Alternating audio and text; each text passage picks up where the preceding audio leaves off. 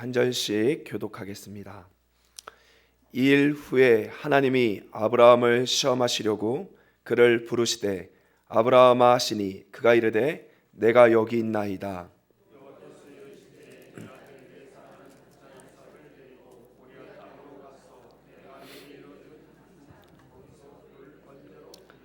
아브라함이 아침에 일찍 일어나 나귀의 안장을 지우고 두 종과 그의 아들 이삭을 데리고 번제에 쓸 나무를 쪼개어 가지고 떠나 하나님이 자기에게 일러 주신 곳으로 가더니 이에 아브라함이 종들에게 이르되 너희는 나귀와 함께 여기서 기다리라. 내가 아이와 함께 저기 가서 예배하고 우리가 너희에게로 돌아오리라 하고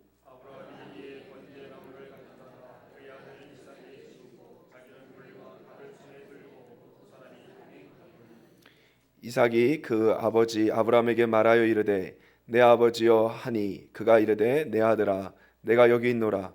이삭이 이르되 불과 나무는 있거니와 번제할 어린 양은 어디 있나이까.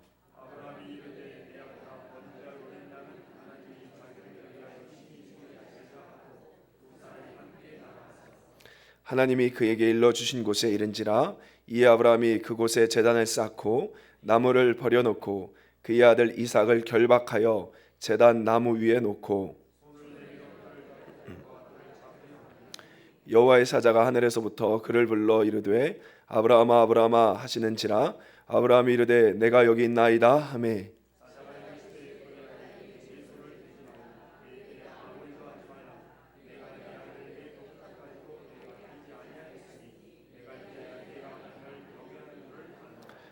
아브라함이 눈을 들어 살펴본즉 한 순양이 뒤에 있는데 뿔이 수풀에 걸려 있는지라. 아브라함이 가서 그 순양을 가져다가 아들을 대신하여 번제로 드렸더라. 아브라함이 그 땅의 이름을 여호와 이레라 하였으므로 오늘날까지 사람들이 이르기를 여호와의 산에서 준비되리라 하더라. 아멘. 한 번 더 기도하겠습니다. 사랑의 하나님, 예수의 이름으로 간청합니다. 이곳에 주의 성령을 부어주사 말씀에 입맞춰 주옵소서. 예수님의 이름으로 기도드립니다. 아멘. 할렐루야. 예로부터 조선은 땅을 보는 민족이었습니다. 정확한 유래는 알 수 없으나 우리의 선진들은 풍수지리를 통하여 좋은 명당자리를 찾았습니다. 풍수지리는 크게 양택풍수와 음택풍수로 나눠질 수 있습니다. 양택풍수란 살아있는 사람들이 거주할 집에 관한 풍수로서 용, 혈, 사, 수, 향 이 5가지를 통하여 명당자리를 찾는 것입니다. 용이라고 하면 산맥의 용맥을 상징하는 것이며 그 다음에 혈이라는 것은 기가 모아있는 곳, 사라는 것은 좌우 전후 사방에 나무와 산을 말하고 수라는 것은 물, 향이라는 것은 방향을 말합니다. 반대로 음택풍수는 죽은 자들이 안장할 그 묘자리에 관한 풍수를 음택풍수라고 말합니다. 일반적으로 금낭경에 나오는 동기가문 이론을 기초로 하여 그 당시 땅을 찾아 나셨습니다. 여러분, 동기가문이란 무엇을 말하냐면 바로 조상의 기가 유고를 통하여 후손들에게 영향을 미친다라는 가설 이론입니다. 여러분, 진리가 아니라 이것은 가설입니다. 그래서 실제로 예를 들어 보면 한 나라에, 고대 중국의 한 나라에 어느 날 아주 큰 종이 이유 없이 저녁에 땡 하고 울리기 시작합니다.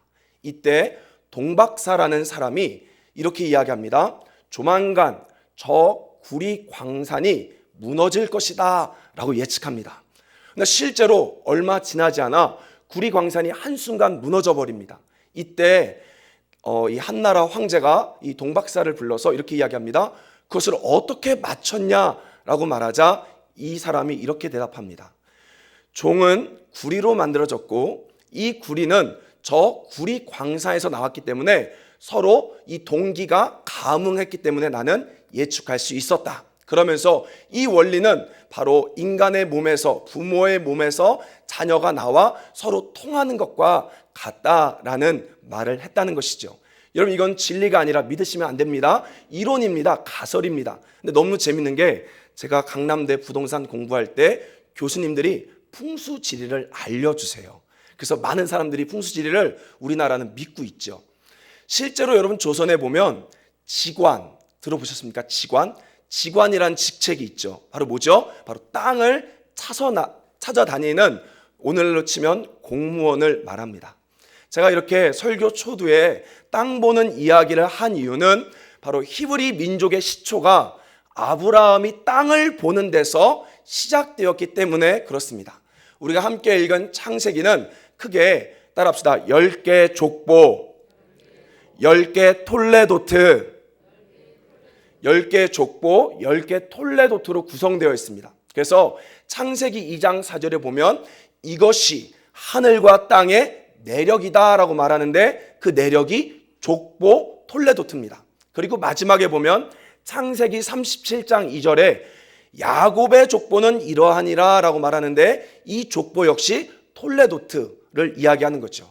창세기는 성경 지자가 의도적으로 10개 족보라는 구조를 만들고 이 족보 안에 아주 중요한 한 가지의 메시지들을 집어넣어놨습니다. 그렇기 때문에 우리는 창세기를 읽을 때 단순히 1장, 2장 이렇게 읽는 것도 중요하지만 이 족보의 단위를 끊어서 읽을 때 그 족보가 우리 가운데 주는 놀라운 메시지를 발견할 수 있는 것입니다.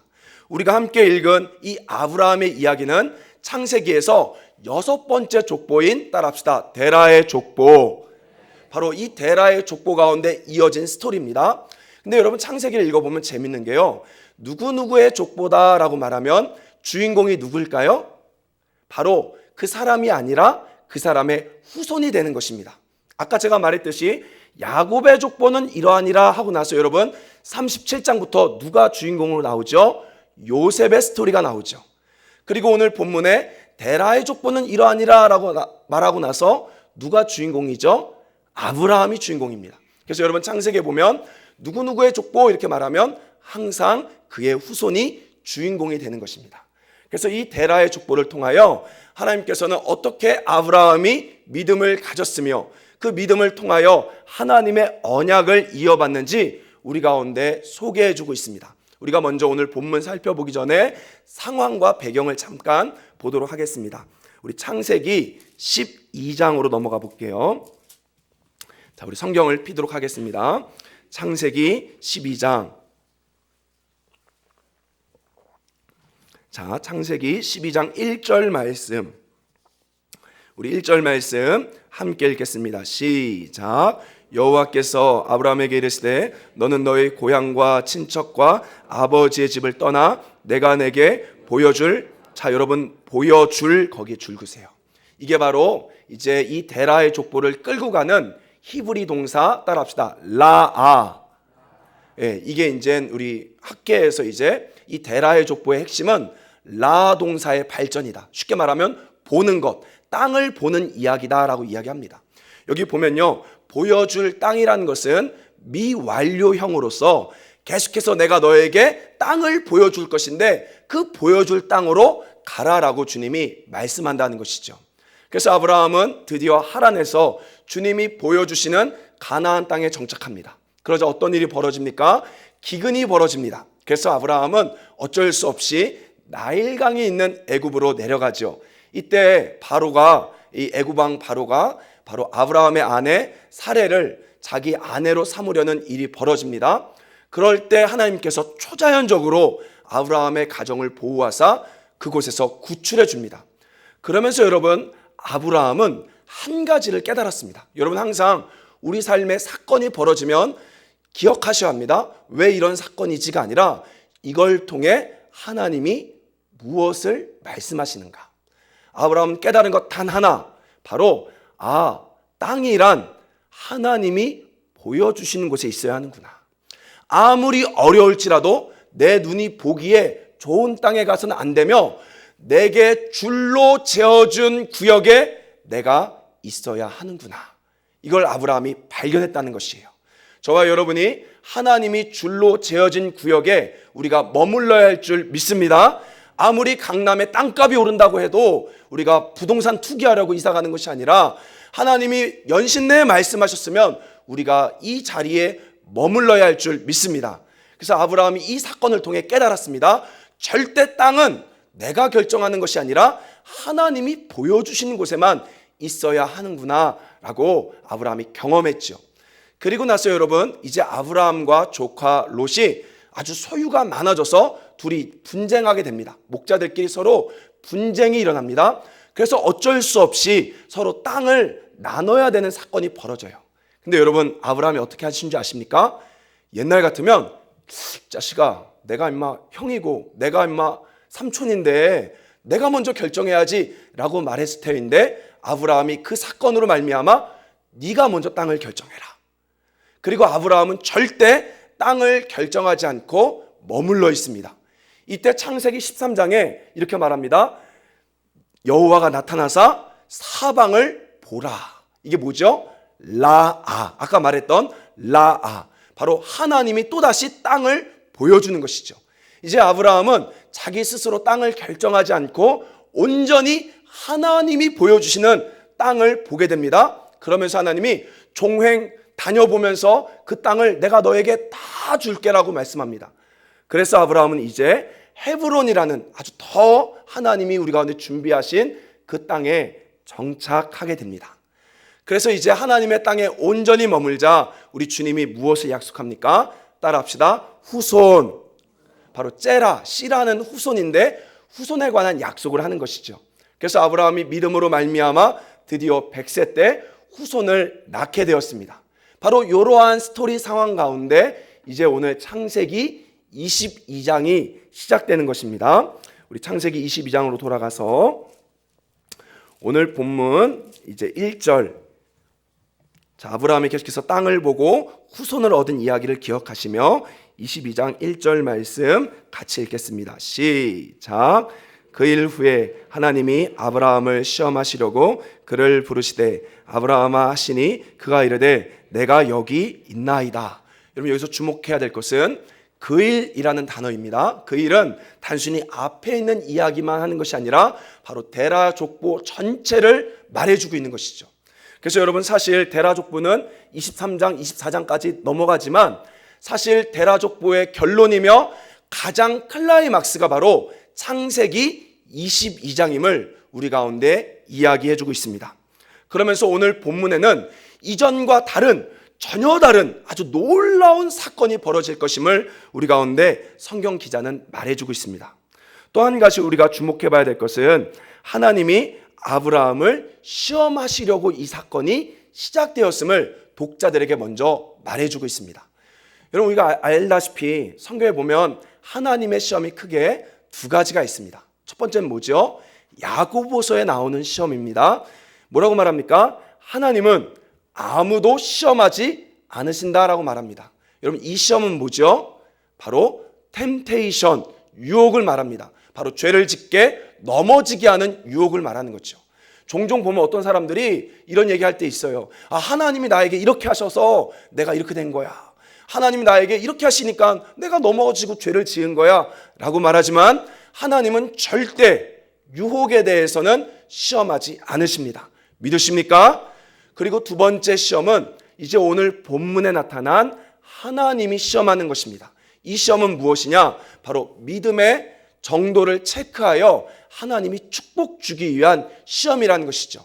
과연 이 친구가 받을 그릇이 되는지 안 되는지를 점검해 보시고 하나님 축복해 주기 위한 시험이라고 오늘 성경에 이제 이야기하고 있습니다. 그러면서 이 아브라함에게 무엇을 시험합니까? 바로 오늘 본문 2절에 보니까요. 내 아들, 내 사랑하는 독자를 모리아 땅에 있는 한 산에 가서 바치라 라고 말합니다. 여러분, 하나님은요, 이 말씀을 통해 알 수 있는 것은 우리의 심령을 알고 계십니다. 우리가 진짜 뭘 좋아하는지, 우리 가운데 진짜 보물이 무엇인지 하나님 정확히 알고 계셔서 아브라함이 그 아들을 너무 사랑하고 있음을 알고 그를 바치라 라고 주님 말씀한다는 거죠. 얼마 전에 여러분 TV 보니까요, 10년간 결혼하고 나서 10년간 애가 들어서지 않아 시험관 시술을 8번 해서 드디어 아기를 얻게 된 부부 이야기가 나왔습니다. 그런데 보니까요, 얼마나 그 아기를 너무 좋아하는지 부모가 아기를 가만두지 않고요, 엄마 아빠가 막 손가락 발가락부터 물고 빨기 시작하는 거예요. 저희 집은 그냥 흔합니다. 애들이 많으니까 그냥 야 저리 가 이렇게 하는데, 거기는 너무 귀하게 얻으니까 엄마 아빠가 막 물고 빨고 하면서 애가 뭘 해도 부모는 기쁜 거예요. 여러분 10년 만에 나온 아기도 그렇게 소중한데 생각해 보세요. 100세 나이가 많으면 어떻습니까? 갓난아기 보면 더 이쁘잖아요. 그 100세 25년간 기다렸던 아기, 그 사랑하는 아기를 주님이 모리아 땅에 있는 한 산에 가서 바치라 라고 말씀하죠. 여러분 사실 모리아라는 의미를 아십니까? 사실 모리아라는 의미를 알면 오늘 설교의 결론을 알게 돼요. 그래서 제가 여기서 지금 말하지 않고 이따 마지막에 말하겠습니다. 여기에 놀라운 비밀이 있습니다. 이런 청천벽력과 같은 이야기를 들었을 때 사실요, 아브라함은 고민하지 않고 그 다음날 즉시 순종합니다. 우리 말씀 4절 말씀, 우리 오늘 본문 4절 말씀 같이 읽겠습니다. 시작. 제3일에 아브라함이 눈을 들어, 자 여러분 중요한 게 멀리 바라보다 또 줄구세요. 이게 뭐라고요? 히브리어 라아. 하나님이 지금 아브라함을 시험한 이유는요, 사실 새로운 땅을 보여주기 위해서 아브라함을 시험한 것입니다. 그래서 아브라함은요, 부엘세바에서 예루살렘 서쪽에 있는 모리아 산까지 약 길이가 80km가 됩니다. 그러면 3일이면 하루에 26km, 27km를 걸었어요. 일반적으로 성인 장정이 1시간에 4km를 걷지만 여기는 사막이죠. 그래서 3km로 계산한다라고 하면 하루에 8시간, 9시간씩 부지런히 걸어 하나님이 새롭게 보여줄 땅으로 가게 됐다는 것입니다. 하나님이 여러분 뭐라고요? 시험한 이유는 단순히 아들을 죽여서 믿음을 이런 것이 아니라 새로운 땅을 보여주기 위해 지금 하나님께서는 아브라함을 이끌어 가시는 거죠. 유대 전승에 의하면요, 이런 말이 있습니다. 아브라함이 딱 가는데 저 모리아 산에 햇빛이 반사되는 구름이 있었대요. 그래서 그 구름이 있다 보니까 아브라함이 정확히 어느 지점에 가야 되는지 빛나고 있다는 거죠. 반짝반짝반짝. 여러분 우리 시골에 가보면 가끔씩 산을 보면 산에 뭔가 반짝반짝하는 게 있잖아요. 우리 그거 보면 도깨비 불이다 라고 말하지만 사실 도깨비 불이라기보다는 뭐 예를 들어 송전탑일 수도 있는 것이고 다양한 그런 게 있죠. 그것처럼 모리아 산에 정확히 어디서 번져야 될지를 유대 전승에 의하면 하나님이 가르쳐줬다. 구름을 통해서 가르쳐줬다라고 기록되어 있습니다. 그래서 아브라함이 이제 자기 아들과 종들을 데리고 그 장소로 가는데 아주 놀라운 고백을 합니다. 5절에 보면 이렇게 말합니다. 제가 읽겠습니다. 이에 아브라함이 종들에게 이르되 너희는 나귀와 함께 여기서 기다리라. 내가 아이와 함께 저기 가서 예배하고 우리가 너희에게로 돌아오리라 하고 해서 여러분 사람들이 이 우리라는 표현을 가지고 아브라함은 부활신앙을 가졌다라고 이야기합니다. 그 근거가 어디냐? 히브리서 11장에 나와요. 11장에 보니까 이렇게 말합니다. 아브라함이 이삭이 죽었다가 하나님이 다시 살릴 줄 알고 믿고 그렇게 순종했다라고 말하죠. 그런데요, 사실 여러분 우리가 분명히 신약이 구약을 해석해야 된 건 맞지만 그렇게 봐서는 안 됩니다. 왜냐? 히브리서 11장은요 믿음이라는 주제를 가지고 장수를 만들었기 때문에 약간 편협적인 해석이 들어갑니다. 단적인 예로 여러분 창세기 4장에 보면 가인과 아벨의 제사가 나오죠. 그렇죠? 왜 가인의 제사는 아벨의 제사는 받으시고 가인의 제사는 안 받았습니까? 몰라요. 사실 창세기 4장은 제사의 핵심이 아니라 죄가 너를 원하나 너는 죄를 다스릴지니라 해서 죄에 대한 확산을 말하고자 그 스토리가 들어간 것입니다. 근데 히브리서 11장에서는 그것을 믿음을 가지고 이야기한 거죠. 또 하나 보면요, 여러분 삼손이 믿음의 사람입니까? 타락한 사사입니까? 타락한 사사죠. 그런데 히브리서 11장에 뭐라고 말합니까? 믿음의 반열에 들어간 거예요. 틀린 건 아니지만 그래서 히브리서 11장을 가지고 이걸 가지고 부활의 신앙이다 라고 말하면 안 되고요. 사실 아브라함은요 하나님이 무엇인가 보고 계신 게, 하나님 나는 지금 안 보이지만 하나님이 무엇인가 보고 있는 게 있다라는 확실한 믿음을 가졌습니다. 우리 말씀 8절 말씀 보십시오. 8절 말씀에 보면 아주 놀라운 말씀이 있습니다. 8절 함께 읽겠습니다. 시작. 아브라함이 이르되 내 아들아 번제할 어린 양은 하나님이 자기를 위하여 친히 준비하시리라 하고 두 사람이 함께 나가서, 자 여러분 준비하시리라 줄그세요. 이게 바로 뭐다? 히브리어 라아. 우리는 준비하다라고 말했지만 그게 아닙니다. 원문은 하나님이 친히 보고 있다. 하나님이 뭔가 친히 준비할, 하나님이 친히 번제할 어린 양을 보고 있다는 거예요. 지금 아브라함의 눈에는 안 보이지만 아브라함은 한 가지를 믿었습니다. 아브라함의 인생 가운데 깨달은 것은 뭐냐? 내 시선과 하나님의 시선은 다르다는 거예요.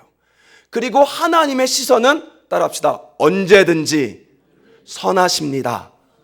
아멘. 그것을 알았기 때문에 하나님은 사실 아브라함은 사실 이삭을 죽이지 않을 것을 알고 있었어요. 하나님은 뭔가 또 다른 하나님의 계획, 하나님의 시선이 있음을 아브라함은 절실히 믿은 것이죠. 여러분, 예전에 제가 군대 갔을 때 조금 화가 났던 게 뭐냐면, 제가 23살에 늦게 갔습니다. 군대를 딱 갔는데 저보다 2살 어린애가 병장인 거예요. 그러더니만 갑자기 오자마자 성민아, 걸레는 그렇게 빠는 게 아니야, 이렇게 말하는데 막 화가 나요. 지가 알면 얼마나 안다고, 나보다 2살 어린애가 어떻게 그렇게 말하지? 라고 있었는데, 하루는 군대에서 여러분 이 산에 기지를 세우는 진지 공사를 한 적이 있습니다. 이때 보면요, 2등병은 삽질합니다. 1병은 곡괭이질해요. 오한마나 곡괭이질합니다. 그리고 상병은, 혹시 여러분 단가 아십니까? 단가? 일본 말인데 단가, 들것 모르죠?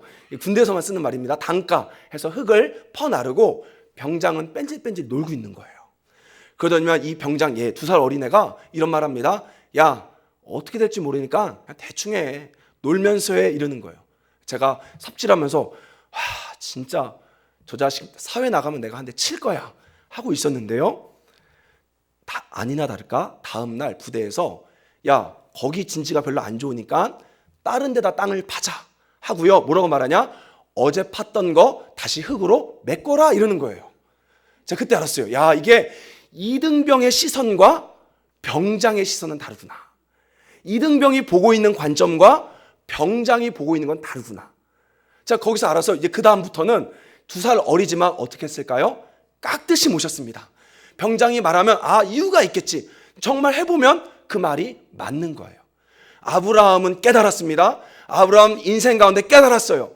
내가 보는 시선과 하나님이 보는 시선은 다른데, 그건 이해가 안 되는데 순종해보니까 선하더라. 순종해보니까 좋더라.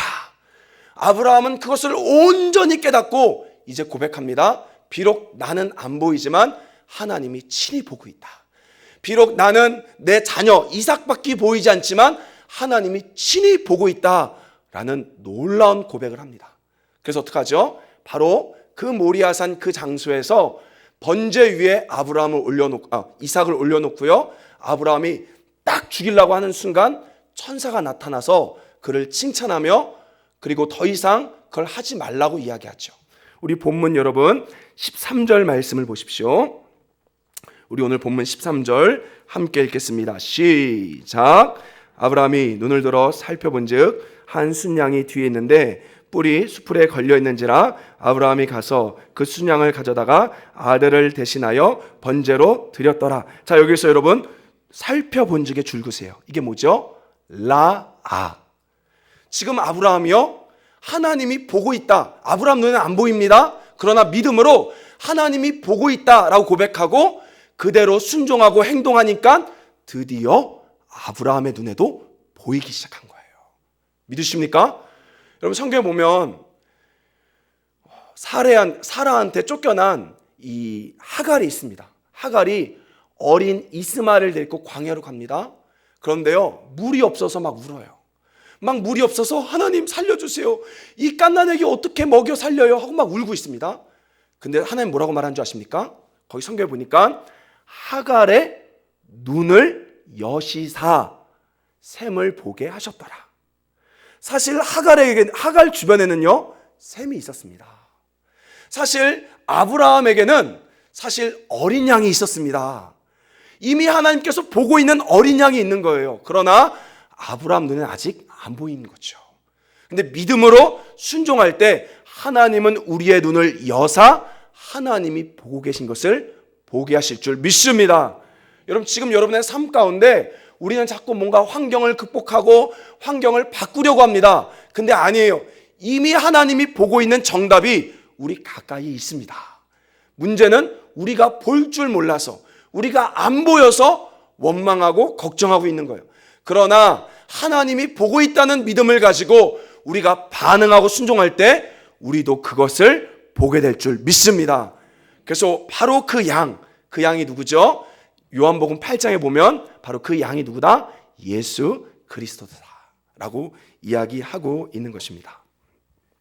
한 가지 더 이야기하면요, 제가 이제 결혼하기 전에 목동에 있는 대신측 교회에서 사역을 했습니다. 거기는요 아주 잘 사는 동네예요. 목동 단지 아파트에 있는 교회였기 때문에 거기 사역하다가 이제 결혼하고 나서 대구로 내려가 제가 사역지를 구할 수 없어 제 아내 처가가 일하는 경상북도 군위군 우보면에 있는 아주 시골 교회에서 사역한 적이 있어요. 그러니까 완전 한순간 초대도시에 있다가 완전 저 꼴로 들어가게 되죠. 그러다 보니까 사역을 하는데 이 교회, 시골 교회 사역은 여러분 다릅니다. 여러분 혹시 종당번 아세요? 종당번? 지금도 있어요. 새벽 4시가 되면 한 달씩 종을 쳐야 돼요. 종당번 있으면 지금도 있습니다. 그리고 한 날은 신방을 가는데 목사님이랑 스타렉스 끌고 신방을 가는데 갑자기 목사님이 길거리에 멈추는 거예요. 그러더니만 차 트렁크에서 뭘 꺼내냐? 낫을 꺼냅니다. 신방 가다가 갑자기 낫을 꺼내요. 그래서 뭐 하나 했더니만 그 교회가 기르고 있는 토끼 밥을 줘야 된다고 토끼풀을 베라고 하는 거예요. 신방 가는데 정장 입었는데 갑자기 저도 낫을 들고 막 토끼를 베는 거죠. 그러면서 제 마음속에 내가 27, 8밖에 안 됐는데 이 시골에서 내가 뭐 하고 있지? 내가 왜 여기에서 이렇게 썩고 있어야 되나? 하고 막 원망하고 있었습니다.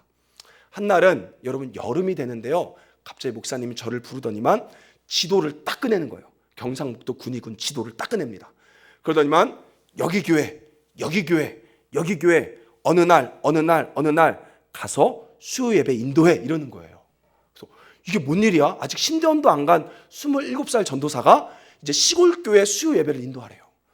왜 그러나 했더니만 이유는 간단합니다. 시골에는요 부교육자가 없어요. 그러다 보니까 목사님들이 여름에 휴가를 못 가는 거예요. 근데 유일하게 제가 있었던 교회가 부교육자가 제가 있으니까 너가 가서 대신 수요 예배를 드려주면 목사님이 휴가를 갔다 올 수 있다 해서요, 제가 27살 때 시골에 있는 전국 교회를 다니며 부흥회를 했습니다. 거기서는요 막 이렇게 오늘같이 원문 막 이런 말 하면요 꾸벅꾸벅 졸아 이렇게. 그래서 어떻게 하냐, 마이크를 먼저 뽑아야 돼요. 마이크를 뽑고 목젖에 가까이 대고 할렐루야 이렇게 하셔야 됩니다. 그러면 막 그때부터 막 웃기 시작해요. 그래서 막 1시간씩 막 부흥회를 하는 거예요. 제가 원래 사실 부흥사 칼라가 있는데 얌전해졌습니다. 그러면서 제가 깨달은 게 뭐냐, 하나님이 나에게 거기서 설교 훈련을 시키셨구나. 가보면요 시골에 10명 앉아 있고요, 또 다음 주에는 가보면 15명 앉아 있고, 또 저희 가보면 20명 앉아 있어서 거기서 모르는 교회들을 다니며 여름 내내 부흥회를 하는 거예요. 그때는 내가 왜 이 교회에서 이렇게 해야 되는지 몰라요. 하나님의 시선이 안 보여요. 하나님은 왜 이런 것을 나에게 요구했는지, 하나님은 왜 나를 이 촌구석에 처박아 뒀는지 이해가 안 됐습니다. 그러나 순종하고 오늘날까지 지나고 보니까 이제서야 하나님의 이유, 하나님의 시선이 보이는 거죠. 아멘. 여러분 출애굽기에 보면 이렇게 말합니다. 모세가요 하나님 영광 좀 보여주세요라고 말해요. 그때는 뭐라고 말하냐, 너가 바위 밑에 들어가라, 내가 너를 가릴 것인데 얼굴은 보지 못하지만 내가 지나고 나서 너가 나의 등을 볼 것이다. 우리가 지금은 하나님을 이해할 수 없지만, 왜 하나님이 이러한 명령을 하는지 지금은 알 수 없지만 시간이 지나면 반드시 알게 될 것이에요. 시간이 지나면 하나님 선하십니다라고 고백하게 되는 것입니다. 그래서 아브라함이 그 눈에 보이지 않지만 순종하자 드디어 하나님의 어린 양이 아브라함도 보이게 된 거죠. 자, 마지막 14절 말씀을 보십시오. 아주 놀라운 이야기를 합니다. 14절 함께 읽겠습니다. 시작. 아브라함이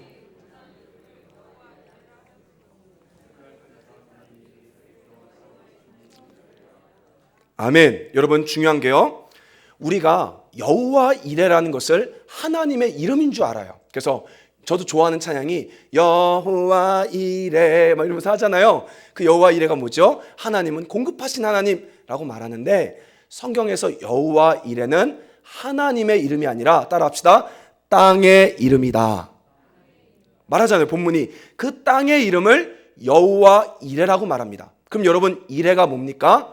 거기다 줄 그으세요. 라아. 이게 라아예요.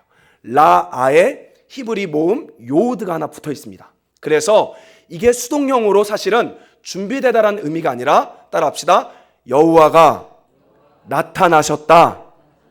자, 여러분 PPT 보여주세요. 제가 이렇게 말하면 안 믿을 것 같아서 안 보이네요. 자, 위키백과에도 있습니다. 위키백과에 뭐라고 나오냐? 여호와의 이레는 라라는 단어다. 이 단어는 보다라는 뜻이다. 그래서 사전에서 라가 니팔형, 수동형으로 사용되면, 따라합시다, 나타나다. 여러분, 여호와 이레는 하나님이 준비하다 이런 뜻이 아니라 여호와가 나타나셨다라는 의미를 가지고 있습니다. 그래서 여러분, 오늘 본문에 보면 14절에 오늘날까지 사람들이 이르기를 여호와의 산에서, 자, 줄 그으세요, 준비되리라. 이것도 뭐라고요? 라아. 뭐라고요? 여호와가 나타나리라. 하나님께서 아브라함에게 진짜 보여주고 싶은 땅은 저 강남 청담동 땅이 아니라 하나님 자신입니다. 하나님이 아브라함에게 진짜로 보여주고 싶은 축복, 그 가나안의 은혜는 손에 잡히는 물건이 아니라 여호와 그 자신을 보여주신 것입니다. 바로 우리의 신앙은요, 여러분, 하나님 손에 있는 물질에 있는 것이 아니라 우리의 신앙은 하나님께로 나아가야 될 줄 믿습니다. 그래서 여러분, 창세기에 보면 하나님이 아브라함에게 이런 말합니다. 내가 너의 상급이요. 뭐라고요? 내가 너의 상급이요, 너의 방패다. 우리는요, 막 어떤 분들이 천국 지옥 갔다 왔다고 간증하면 막 화가 나는 게 이런 얘기예요. 천국에 갔더니만 어떤 목사님은 면류가 아니고 내 머리에는 개털 모자가 쓰여 있더라. 들어봤죠? 천국에 갔더니만 어떤 목사님은 아파트에 금이 깔려 있고 나는 그냥 썩은 나무만 있더라. 여러분, 성경에 그게 어디 있습니까? 성경에서 말하는 상급은 물질이 아니에요. 성경에서 뭐라고 말하냐? 여러분, 천국은요, 이렇게 비유하죠. 금이 돌과 같대요. 여러분, 만약에 여기서 돌 주면 기뻐할 사람 있습니까? 천국 가면요, 그거 다 돌이에요.